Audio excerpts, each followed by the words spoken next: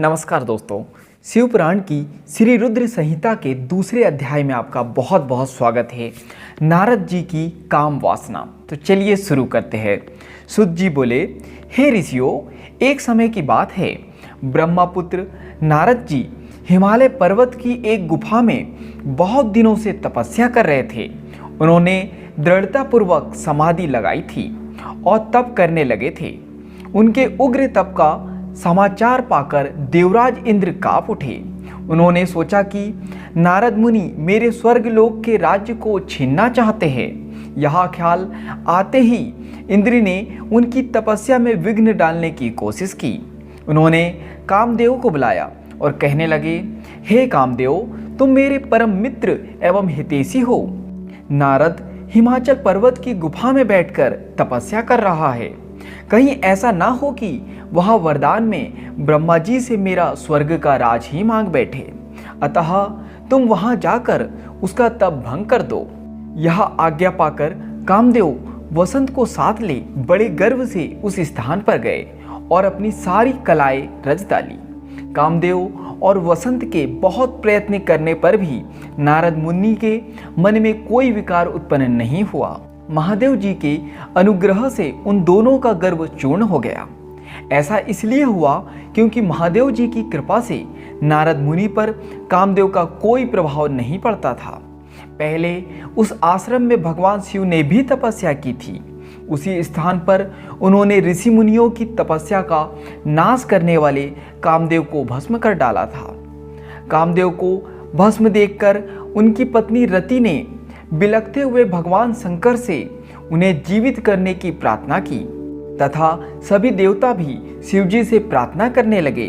तो भगवान महादेव जी ने कहा था कि कुछ समय पश्चात कामदेव स्वयं जीवित हो जाएंगे, किंतु इस स्थान पर और इसके आसपास जहां तक भस्म दिखाई देती है, वहां तक कि पृथ्वी पर कामदेव की माया और कामबाण का कोई प्रभाव नहीं पड़ेगा।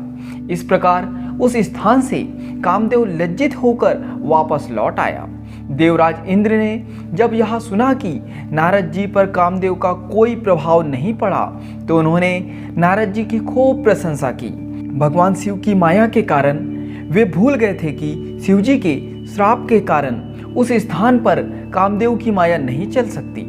नारद जी भगवान शिव की कृपा से बहुत समय तक तपस्या करते रहे। अपने तप को पूर्ण हुआ समझकर नारद जी उठे तो उन्हें कामदेव पर विजय प्राप्त करने का ध्यान आया। तब उन्हें मन ही मन इस बात का घमंड हुआ कि उन्होंने कामदेव पर विजय प्राप्त कर ली है। इस प्रकार अभिमान से उनका ज्ञान नष्ट हो गया। वे यह समझ नहीं सके कि कामदेव के पराजित होने में भगवान शंकर की ही माया थी। तब वे अपनी काम विजय की कथा सुनाने के लिए शीघ्र ही कैलाश पर्वत पर जा पहुंचे और भगवान शिव को नमस्कार करके अपनी तपस्या की सफलता का समाचार तथा कामदेव पर विजय प्राप्त करने का समाचार कह सुनाया। यह सब सुनकर महादेव जी ने नारद की प्रशंसा करते हुए कहा, हे नारद जी, आप परम धन्य हैं, परंतु मेरी एक बात याद रखना कि यह समाचार किसी अन्य देवता को मत सुनाना। विशेषकर भगवान विष्णु से तो इस बात को कदापि ना कहना। यह वृतांत सबसे छिपाकर रखने योग्य है। तुम मेरे प्रिय हो, इसलिए मैं तुम्हें यह आज्ञा देता हूँ कि यह बात किसी के सामने प्रकट मत करना। परंतु वे तो शिव की माया से मोहित हो चुके थे, इसलिए उनकी दी शिक्षा को ध्यान में ना रखते हुए वे ब्रह्मलोक चले गए। वहां ब्रह्मा जी को नमस्कार कर बोले, मैंने अपने तपोबल से कामदेव को जीत लिया है।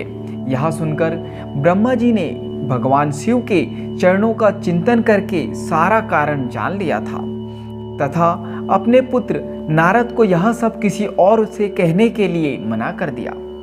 यह सुनकर ब्रह्मा जी ने भगवान शिव के चरणों का चिंतन करके सारा कारण जान लिया तथा अपने पुत्र नारद को यह सब किसी और से कहने के लिए मना कर दिया। नारद के मन में अभिमान के अंकुर उत्पन्न हो गए थे, जिसके फलस्वरूप उनकी बुद्धि नष्ट हो गई थी। वे तो तुरंत विष्णुलोक पहुंचकर भगवान विष्णु को यह सारा किस्सा सुनाना चाहते थे। अतः शीघ्र ही वे ब्रह्मलोक से चल दिए। नारद मुनि को आते देखकर भगवान विष्णु सिंहासन से उठ खड़े हुए। उन्होंने नारद को गले लगा लिया और आदर सहित आसन पर बैठाया। भगवान शिव के चरणों का स्मरण करके भगवान विष्णु ने नारद जी से पूछा, नारद जी, आप कहाँ से आ रहे हैं और इस लोक में आपका शुभागमन किस लिए हुआ है?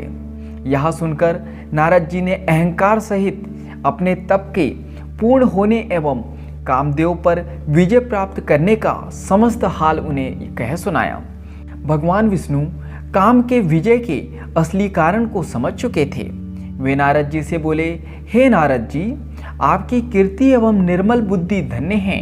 काम, क्रोध एवं लोभ, मोह उन मनुष्यों को पीड़ित करते हैं जो भक्तिहीन हैं। आप तो ज्ञान वैराग्य से युक्त एवं ब्रह्मचारी है, फिर भला यह काम आपका क्या बिगाड़ सकता था?